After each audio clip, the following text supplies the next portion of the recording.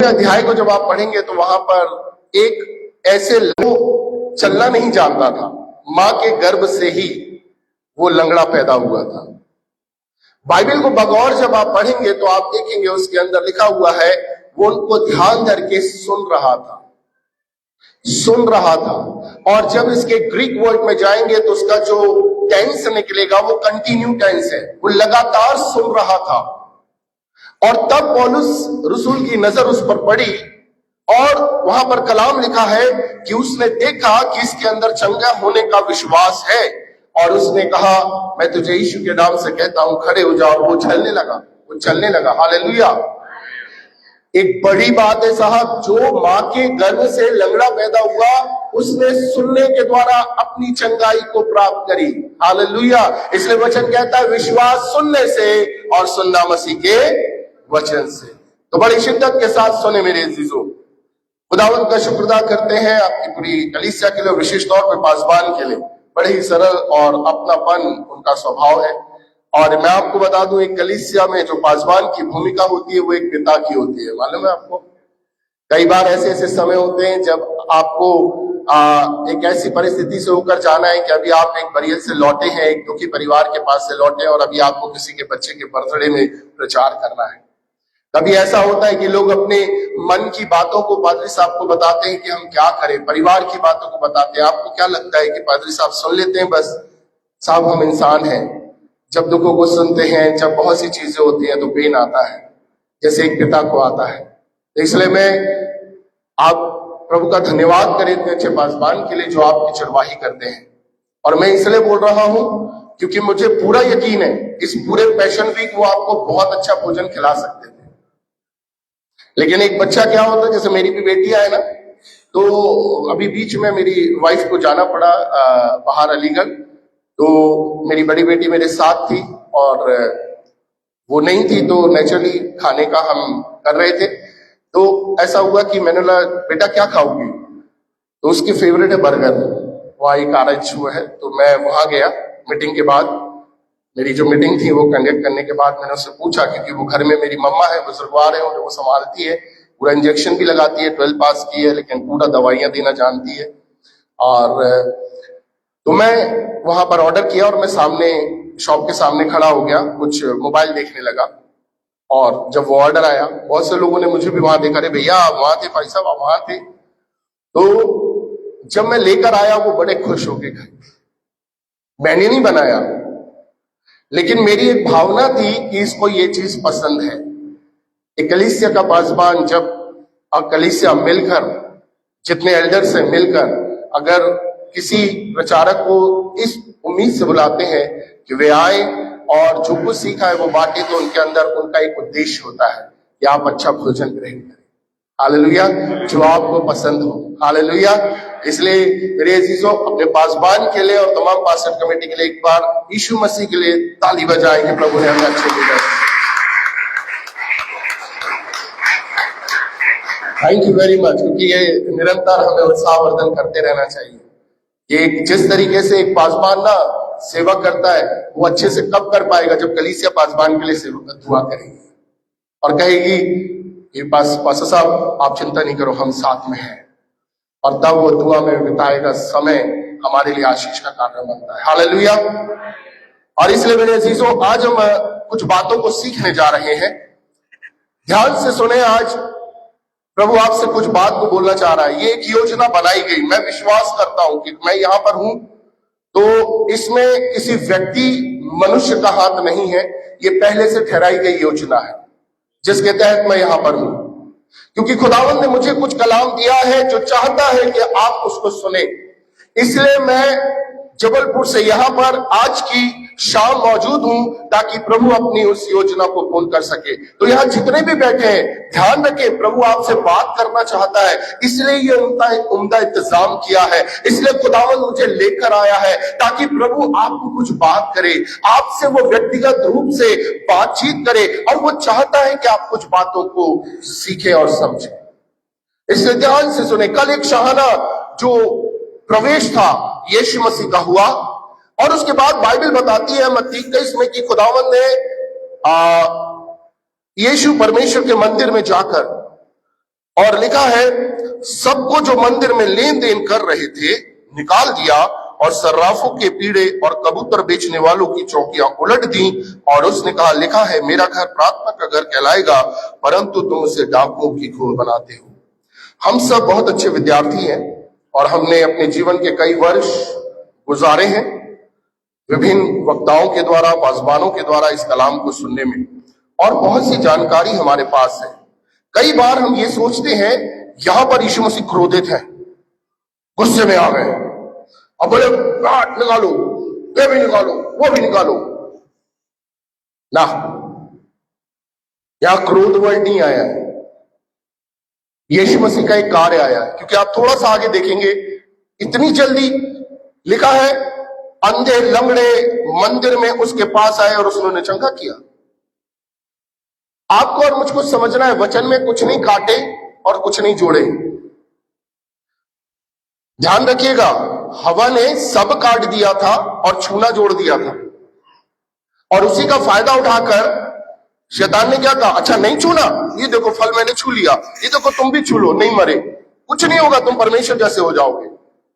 अगर वचन से आपने कुछ भी काटा और कुछ भी जोड़ा, शैतान को मौका दे देंगे। शैतान ने यीशु मसीह को भी नहीं छोड़ा। आपको मालूम है 2 बार आकाशवाणी हुई, एक बार जब बपतिस्मा लिया, ये मेरा प्रिय पुत्र है, और एक बार जब यीशु मसीह का रूपांतरण हुआ, ये मेरा प्रिय पुत्र है जिससे मैं अत्यंत प्रसन्न हूं। लेकिन जब मत्ती 4 को पढ़ेंगे, शैतान का जब आत्मा यीशु मसीह को जंगल में ले गया, आप उस जगह पर पढ़ेंगे, वहां पर लिखा है शैतान ने कहा अगर तू परमेश्वर का पुत्र है, उसने प्रिय काट दिया।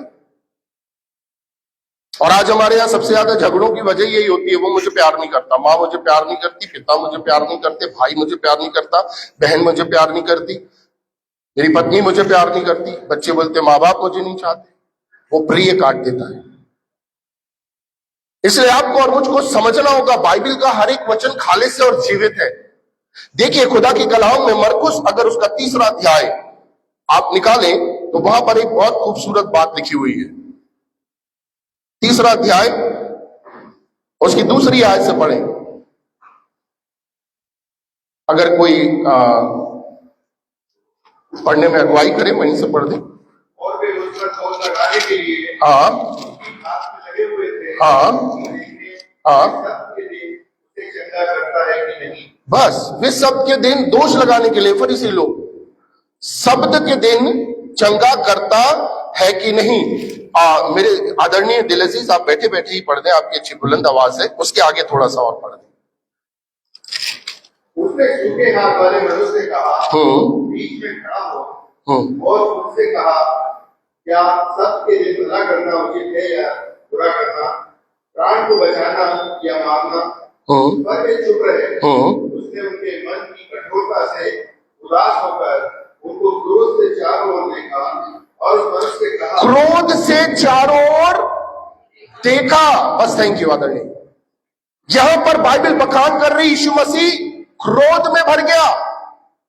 क्यों? किस लिए?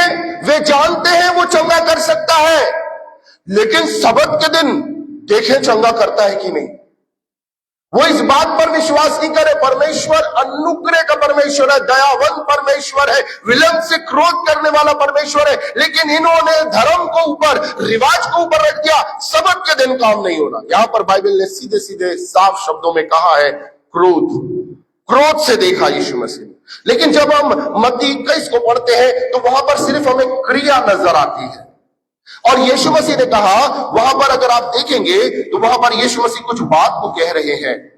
खुदावंद यीशु मसीह कहते हैं कि लिखा है चौकियां उलट दी, और लिखा है मेरा घर प्रार्थना का घर कहलाएगा। और फिर खुदावंद कहते हैं परंतु तुमने उसे डाकुओं की खो बना दिया है। डाकू का मतलब होता है मालूम है क्या? खुद के बल पर ले लेना। और आप और मैं एक बात को जाने, आप कितना उपवास कर लें, कितनी भी शरीयत को अप्लाई कर लें, कमी रह जाएगी। व्यवस्था मसीह तक पहुंचाने के लिए हमारी शिक्षक हुई है। आप अपने धर्म के कार्यों के द्वारा अपने उद्धार को प्राप्त नहीं कर सकते। अगर कोई कर सकता तो पिता अपने बेटे को कुर्बान नहीं करता। इसलिए आपको और मुझको जानना होगा कि यीशु मसीह यहां पर कुछ बताना चाह रहे थे। यहां पर खुदावंद यीशु मसीह एक बात कहना चाह रहे थे कि ये जो घर है ये प्रार्थना का घर बनने वाला है। अब मेरा पिता का घर प्रार्थना का घर, क्योंकि प्रार्थना निर्भरता को, अनुग्रह को लेकर आती है। लूका उसके 4 अध्याय कि जब 25 से 30 आयत को पढ़ेंगे तो आपको कुछ बातें देखने मिलेंगी। वहां पर यीशु मसीह ने 2 उदाहरण दिए हैं। ठीक है, आप लोग इधर देखें, मैं यहां पर आया हूं, बाइबल को अगर नोट कर सकते हैं आप नोट कर लें, लेकिन मैं कुछ चीज बताने आया हूं। मेरे पास एक समय सीमा है, इसलिए मैं उस चीज को बताना चाहता हूं। और अगर मैं कुछ करेक्ट नहीं होगा तो आप बाइबल में पढ़ के कल मुझे बता सकते हैं कि पास्टर जी आपने यहाँ पर ये चीज बोला था। वहां पर यीशु मसीह कहते हैं नबी का आदर उसके घर में नहीं होता। 2 उदाहरण लेते हैं वो, है ना। वहां पर 2 उदाहरण लेते हैं, और एक सारपत नगर की विधवा का और दूसरा एक जो नमान था सुरियानी कोड़ी का।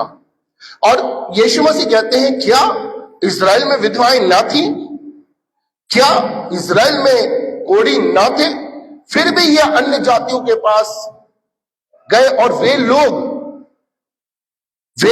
यीशु मसीह के साथ इतने क्रोधित हो गए कि उसे, वहां पर बाइबल लिखी है कि उसे ऊपर ले आकर गिरा देना चाहते थे। वो उस अनुग्रह की सामर्थ को, नमान जो था इसने अनुग्रह पाया, इसके अंदर कोई धर्म का कार्य नहीं था, वो इजराइल के परमेश्वर को जानता नहीं था।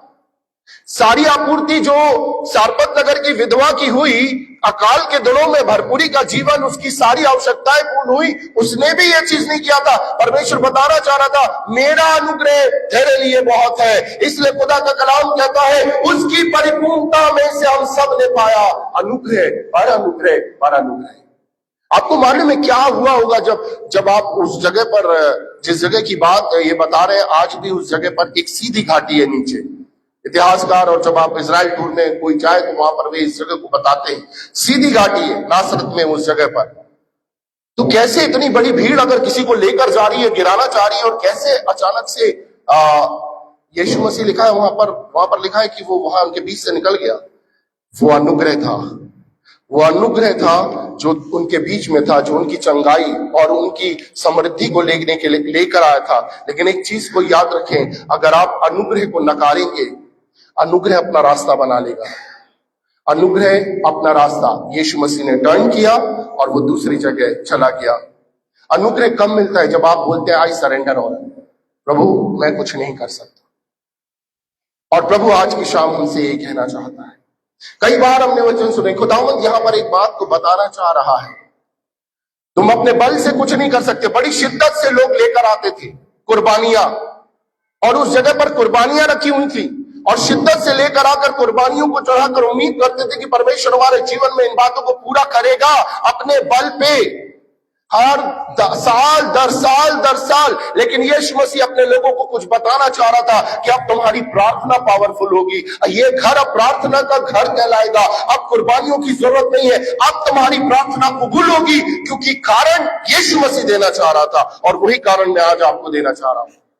ध्यान से सुने, अगर आप इस बात को समझ गए तो आज के बाद से आपकी हर एक प्रार्थना का उत्तर हाँ और आमीन में आएगा। बोले यीशु मसीह की। जो खुदा की कलाम में से पढ़ा गया याकूब 5:16 से 18, हम उस हिस्से को निकालेंगे। यहां पर एक प्रार्थना है जो एलिया की प्रार्थना के विषय में याकूब इस बात को लिखते हैं। वहां पर लिखा है एलिया भी तो आपके और मेरे समान दुख सुख भोगी मनुष्य था। अगर याकूब को हम निकाले तो वहां पर लिखा है कि एलिया भी तो हमारे समान दुख सुख भोगी मनुष्य था, और उसने गिड़गिड़ा कर प्रार्थना की कि मैं न बरसे, और 3.5 वर्ष तक भूमि पर में नहीं बरसा। और फिर खुदा का कलाम कहता है फिर उसने प्रार्थना की तो आकाश से वर्षा हुई और भूमि बलवंत हुई। अब इसको समझना है, पवित्र आत्मा इसका लेखक है, और जब पवित्र आत्मा इसको लिखा रहा है याकूब के मार्फत, तो यहां पर एक बात जो लिखाई जा रही है, गिड़गिड़ाकर प्रार्थना की। कई बार जब हम इसके ओरिजिनल नोट में जाएंगे तो वो हमें, जब पहला राजा 17वें अध्याय को देखेंगे तो लिखा है कि वहां पर एक तिशबी एलिया निकल आया, और उसने कहा जिस परमेश्वर के समक्ष में उपस्थित रहता हूं मेरे कहे बगैर घोषणा दी। लेकिन जब आप इसको समझेंगे, यहां पर पवित्र आत्मा लिखा रहा है कि गिड़गिड़ाकर प्रार्थना की, तो आपको और मुझको समझना होगा कि असली में वाक्य क्या हुआ है। उस वाक्य को जानना है, क्योंकि उस समय इज़राइल परमेश्वर से फिर गया, भूल गया कैसे समुद्र दो भाग हुआ, भूल गया कैसे परमेश्वर ने आसमान से मन्ना गिराया, भूल गया इज़राइल कि किस प्रकार से मिस्र की गुलामी में से परमेश्वर उन्हें निकाल के लेकर आया है। और अब अहाब राजा है और उसकी पत्नी इजबेल है, और ये लोग बाल की परस्तिश करने लगे हैं और इन्होंने परमेश्वर को पीठ दिखाई है। यहां पर एलिया कुछ बात को जानता था। आपको मालूम होना चाहिए, पुराने नियम में, पुराने अहद में आशीष मुश्किल थी, श्राप आसान था।